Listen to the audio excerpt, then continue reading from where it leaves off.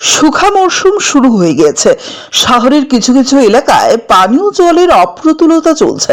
আগরতলার পুর নিগমের এমন অনেক এলাকা রয়েছে যেখানে এখনো পরিশ্রুত পানীয় জলের পরিষেবা পৌঁছয়নি।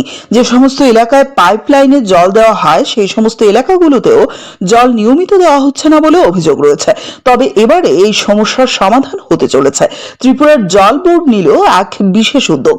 বিভিন্ন এলাকায় জল সরবরাহের জন্য আনা হলো 10টি ট্যাঙ্কার গাড়ি।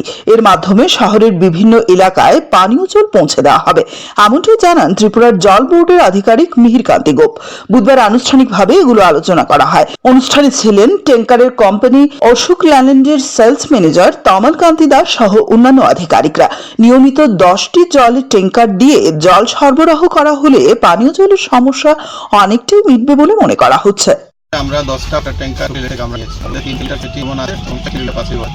বড় রাস্তায় মুভ করার জন্য 6 কিলোমিটার করতে বলিতে মুভ করার জন্য আমাদের 3 কিলোমিটার গুলো হচ্ছে। জল জলের সুবিধা আমাকে আগরতলা জল করতে নিয়ে আসছে। একটা ইমার্জেন্সি কোনো কারণে পাইপলাইন খারাপ হয়ে যাওয়া বা কোনো অনেক জল হয়ে যাওয়ার কারণে খালি হয়ে যাওয়াতে মানুষ ইমার্জেন্সি অর্ডার দিতে তখন সুবিধা মতো ট্যাঙ্কার না থাকার মানুষ আমরা দিচ্ছি। মিউনিসিপালিটি ট্যাঙ্কারগুলোতে মানুষের সামনে পৌঁছে দেওয়া যায়। এখান থেকে মালদি করে হয়তো জলটাই করতে হতো। তো মানুষের ঠিক ধরনের সিচুয়েশনে যে কোনোভাবে যদি ট্যাঙ্কে বা কাউন্টার দেওয়া যায় তাহলে মোটর চলতে পারে। তাহলে যদি আমরা এটা পিকআপ করি তাহলে হয়তো দেওয়া যাবে, তাহলে মানুষের নিচে ট্যাঙ্ক দেওয়া যাবে, সেখানে মোটর জল পাবে।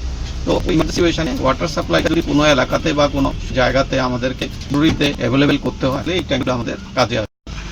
শহরের পাশাপাশি গ্রামও কি এগুলো শহরের পাশাপাশি দেবো। কতটা টাকা দেওয়া হচ্ছে? এটা আপনার এবং পার্শ্ববর্তী এরিয়ার জন্য ভবিষ্যতে আমরা কিনবো। কতটা দেওয়া হচ্ছে টোটাল? এখানে 10টা গাড়ি আছে। ছোট 3 কিলোমিটারের আছে 5টা, আর 6 কিলোমিটার ক্যাপাসিটি জল নিতে পারে এরকম গাড়ি আছে 6টা, 5টা।